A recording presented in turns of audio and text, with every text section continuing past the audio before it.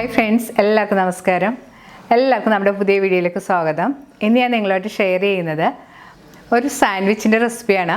നമുക്ക് ബ്രേക്ക്ഫാസ്റ്റിനോ ഡിന്നറിനോ അല്ലെങ്കിൽ ഈവനിങ് സ്നാക്കൊക്കെ ഇട്ടുണ്ടാക്കാൻ പറ്റിയൊരു പൊട്ടറ്റോ ഫില്ലിങ്ങുള്ള സാൻഡ്വിച്ചാണ്. നല്ല ഫില്ലിങ്ങും നല്ല ടേസ്റ്റിയുമായിട്ടുള്ള റെസിപ്പിയാണ്. അപ്പോൾ നിങ്ങളിത് ട്രൈ ചെയ്ത് നോക്കുക. നമ്മൾ കുറേയധികം സാൻഡ്വിച്ചിൻ്റെ റെസിപ്പീസൊക്കെ ഇട്ടിട്ടുണ്ട്. Paneer sandwich, egg sandwich, pickle sandwich, chutney sandwich. അപ്പോൾ കാണാത്തവരൊക്കെ ആണെങ്കിൽ അതും കൂടെയൊക്കെ ഒന്ന് കണ്ട് നോക്കുക, ട്രൈ ചെയ്ത് നോക്കുക. ട്രൈ ചെയ്ത് നോക്കിയിട്ട് നിങ്ങളുടെ അഭിപ്രായം എന്തായാലും കമൻറ്റ് ബോക്സിൽ മറക്കരുത്. നിങ്ങളുടെ ഫ്രണ്ട്സായിട്ടൊക്കെ ഷെയർ ചെയ്യുക. അപ്പോൾ നമ്മുടെ ചാനൽ ആദ്യമായിട്ട് കാണുന്നവരാണെങ്കിൽ സബ്സ്ക്രൈബ് ചെയ്യാനും അതിനടുത്തുള്ള ബെല്ലൈക്കൻ ക്ലിക്ക് ചെയ്യാനും മറക്കരുത്. അപ്പോൾ നമുക്ക് പൊട്ടറ്റോ സാൻഡ്വിച്ച് ഉണ്ടാക്കാൻ തുടങ്ങാം.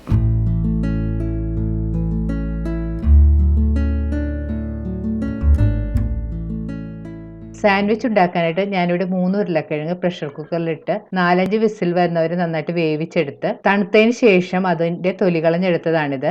ഇത് നന്നായിട്ടൊന്ന് കൈകൊണ്ട് ഉടച്ചെടുക്കണം. കൈകൊണ്ട് ഉടച്ചെടുക്കാൻ ബുദ്ധിമുട്ടാണെങ്കിൽ ഗ്രേറ്ററിൽ വെച്ച് ചെയ്യുക എടുത്താലും മതി. ഞാനിവിടെ എടുത്തിരിക്കുന്നത് 3 മീഡിയം സൈസിലുള്ള ഉരുളക്കിഴങ്ങാണ്.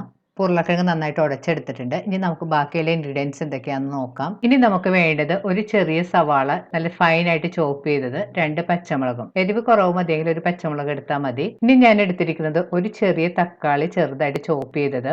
നമ്മുടെ കയ്യിൽ ഗ്രീൻ പീസ് ഉണ്ടെങ്കിൽ അതും കൂടി ഇതിൻ്റെ ഫില്ലിങ്ങിനായിട്ട് നമുക്ക് ഉപയോഗിക്കാം. പക്ഷെ എൻ്റെ കയ്യിൽ ഗ്രീൻ പീസ് ഇല്ലാത്തതുകൊണ്ട് ഞാനത് ഉപയോഗിച്ചിട്ടില്ല.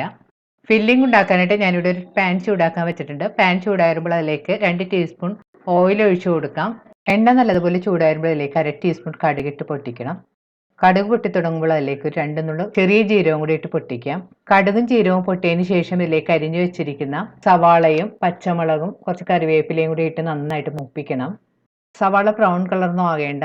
നന്നായിട്ടൊന്ന് സോഫ്റ്റ് ആയി വരുമ്പോഴത്തേക്ക് ഇതിലേക്ക് നമുക്ക് അരിഞ്ഞു വെച്ചിരിക്കുന്ന തക്കാളിയും കൂടി ചേർത്ത് നന്നായിട്ട് വഴറ്റി കൊടുക്കണം. തക്കാളി ഒന്ന് ഉടഞ്ഞു വരുന്നവരെ നന്നായിട്ട് വഴറ്റാം. ഇതിലേക്ക് 1/2 ടീസ്പൂൺ ഉപ്പ് പൊടിയും കൂടി ചേർത്ത് വീണ്ടും നന്നായിട്ട് വഴറ്റി കൊടുക്കണം.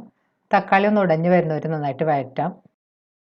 ഇപ്പോൾ തക്കാളിയെല്ലാം നന്നായിട്ട് ഉടഞ്ഞു വന്നിട്ടുണ്ട്. ഈ സമയത്ത് നമുക്ക് ഇതിലേക്ക് 1/2 ടീസ്പൂൺ മഞ്ഞൾപ്പൊടിയും കൂടി ചേർത്ത് കൊടുക്കണം. മഞ്ഞൾപ്പൊടി ചേർത്ത് വീണ്ടും നന്നായിട്ട് വഴറ്റി കൊടുക്കണം. പൊടിയുടെ പച്ചമണം ഒന്ന് മാറുന്നവരെ വഴറ്റി കൊടുക്കാം. ഇനി ഇതിലേക്ക് ഉടച്ചു വെച്ചിരിക്കുന്ന ഉരുളക്കിഴങ്ങ് കൂടെ ചേർത്ത് വീണ്ടും നന്നായിട്ട് മിക്സ് ചെയ്ത് യോജിപ്പിക്കണം. ഉരുളക്കിഴങ്ങ് ഉടയാതെയൊക്കെ ഉണ്ടെങ്കിൽ നമുക്ക് സ്പൂൺ കൊണ്ടൊന്നും കൂടി ഉടച്ചു കൊടുക്കാം. അവസാനം ഇതിലേക്ക് അരിഞ്ഞു വെച്ചിരിക്കുന്ന കുറച്ച് മല്ലിയിലയും കൂടെ ചേർത്ത് വീണ്ടും നന്നായിട്ട് മിക്സ് ചെയ്ത് യോജിപ്പിക്കണം. ടേസ്റ്റ് ചെയ്ത് നോക്കിയിട്ട് ഉപ്പെല്ലാം ആവശ്യത്തിന് ചേർത്ത് കൊടുക്കാം. ഇപ്പം നമ്മുടെ ഫില്ലിങ് റെഡി ആയിട്ടുണ്ട്. സ്റ്റവ് ഓഫ് ചെയ്തതിന് ശേഷം ഇത് തണുക്കാനായിട്ട് മാറ്റി വെക്കാം. സാൻഡ്വിച്ചിൻ്റെ അകത്ത് പുരട്ടാനും നമുക്ക് ഡിപ്പ് ചെയ്ത് കഴിക്കാനുമായിട്ട് നമുക്കൊരു മിൻറ്റ് ചട്നി ഉണ്ടാക്കണം. അതിനുള്ള ഇൻഗ്രീഡിയൻസ് ആണിത്. ചട്നി ഉണ്ടാക്കാൻ നമുക്ക് വേണ്ടത് മല്ലിയില, മിൻറ്റ് ലീവ്സ് ഞാനിവിടെ എൻ്റെ തണ്ടിൽ നിന്നുള്ള അടർത്തി നന്നായിട്ട് കഴുകി വെച്ചിട്ടുണ്ട്. നമ്മുടെ ഗാർഡനിൽ തന്നെ ഉണ്ടായ മിൻറ്റ് ലീവ്സ് ആണ്. ഇനി വേണ്ടത് 2 പച്ചമുളക്, 2 അല്ലി വെളുത്തുള്ളി, ഒരു ചെറിയ കഷ്ണം ഇഞ്ചി. നമുക്ക് വേണമെങ്കിൽ ഇതിൻ്റെ കൂടെ ഒരു ചെറിയ സവാളയും കൂടി അരിഞ്ഞ് ചേർക്കാം. ഇനി മിക്സിയുടെ ഒരു ജാറിലേക്ക് എടുത്തു വെച്ചിരിക്കുന്ന മിൻറ്റ് ലീവ്സ്, മല്ലിയില, പച്ചമുളക്, വെളുത്തുള്ളി, ഇഞ്ചിയും കൂടി ഇട്ട് കൊടുക്കാം. പച്ചമുളകെല്ലാം ചേർക്കുമ്പോഴത്തേക്ക് നമുക്കൊന്ന് കട്ട് ചെയ്തിട്ട് ഇട്ട് കൊടുക്കാം. അതുപോലെ തന്നെ വെളുത്തുള്ളിയും ഇഞ്ചിയൊക്കെ ഒന്ന് കട്ട് ചെയ്തിട്ട് ഇട്ട് കൊടുക്കാം. അപ്പോൾ പെട്ടെന്ന് അരിഞ്ഞ് കിട്ടും. ഇതിലേക്ക് ഒരു 1/2 ടീസ്പൂൺ ഉപ്പുപൊടിയും 1 ടേബിൾ സ്പൂൺ പഞ്ചസാരയും കൂടി ചേർത്ത് കൊടുക്കണം. ഇതിലേക്ക് ഒരു 3-4 ടേബിൾ സ്പൂൺ വെള്ളവും കൂടി ചേർത്ത് കൊടുക്കണം. അതിനുശേഷം ഇത് നന്നായിട്ട് അരച്ചെടുക്കണം. വെള്ളം കൂടി പോകരുത്. ഒരു 3-4 ടേബിൾ സ്പൂൺ മാത്രം മതി ഒന്ന് അരിഞ്ഞ് കിട്ടാനായിട്ട്. ഇപ്പോൾ ചട്നി നല്ലതുപോലെ അരച്ചെടുത്തിട്ടുണ്ട്. ഇനി ഇത് നമുക്കൊരു ബൗളിലേക്ക് മാറ്റാം. ഇതിലേക്ക് കുറച്ച് നാരങ്ങ കൂടെ നമ്മൾ ചേർത്ത് കൊടുക്കണം. നാരങ്ങ നിങ്ങളുടെ ടേസ്റ്റിൻ്റെ പാകത്തിനനുസരിച്ച് ചേർത്ത് കൊടുക്കാം. ഞാനിവിടെ ഒരു ചെറിയ ചെറുനാരങ്ങയുടെ പകുതി നീര് ചേർത്ത് കൊടുത്തിട്ടുണ്ട്. അതിന് ശേഷം നമുക്ക് ടേസ്റ്റ് ചെയ്ത് നോക്കിയിട്ട് വേണമെങ്കിൽ ചേർത്ത് കൊടുത്താൽ മതി. നല്ലപോലെ മിക്സ് ചെയ്തതിന് ശേഷം ഉപ്പ് കുറവാണെന്ന് തോന്നുകയാണെങ്കിൽ ഉപ്പ് പൊടിയും പഞ്ചസാര വേണമെങ്കിൽ പഞ്ചസാരയൊക്കെ ചേർത്ത് കൊടുക്കാം.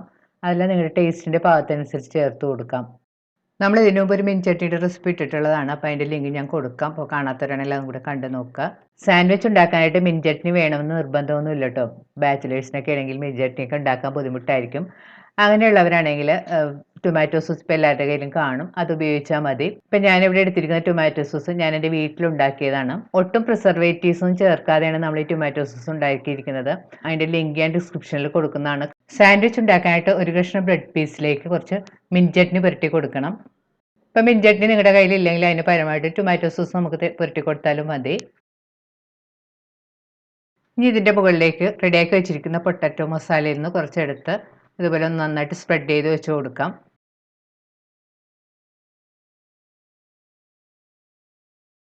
ഇനി ഒരു കഷ്ണം ബ്രെഡിലേക്ക് കുറച്ച് ടൊമാറ്റോ സോസ് പുരട്ടി കൊടുക്കാം.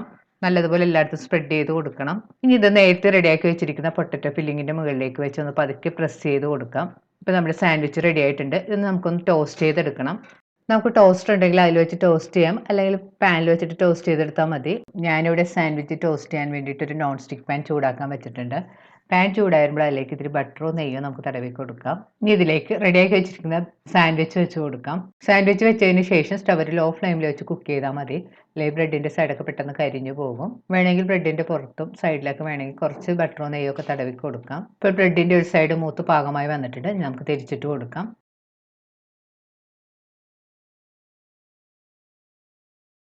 ഇപ്പോൾ ബ്രെഡിൻ്റെ 2 സൈഡ് മൂത്ത് പാകമായി വന്നിട്ടുണ്ട്. ഇനി നമുക്ക് പ്ലേറ്റിലേക്ക് കോരി മാറ്റാം. ഇപ്പോൾ നമ്മുടെ പൊട്ടറ്റോ സാൻഡ്വിച്ച് റെഡി ആയിട്ടുണ്ട്. വളരെ ടേസ്റ്റി ആയിട്ടുള്ള ഒരു റെസിപ്പിയാണ്, നല്ല ഫില്ലിങ്ങുമാണ്. അപ്പോൾ നിങ്ങളിത് ട്രൈ ചെയ്ത് നോക്കുക. വീണ്ടും ഇതുപോലെ നല്ല സിമ്പിളും ഹെൽത്തി ആയിട്ടുള്ള റെസിപ്പി ആയിട്ട് നമുക്ക് കാണാം. താങ്ക്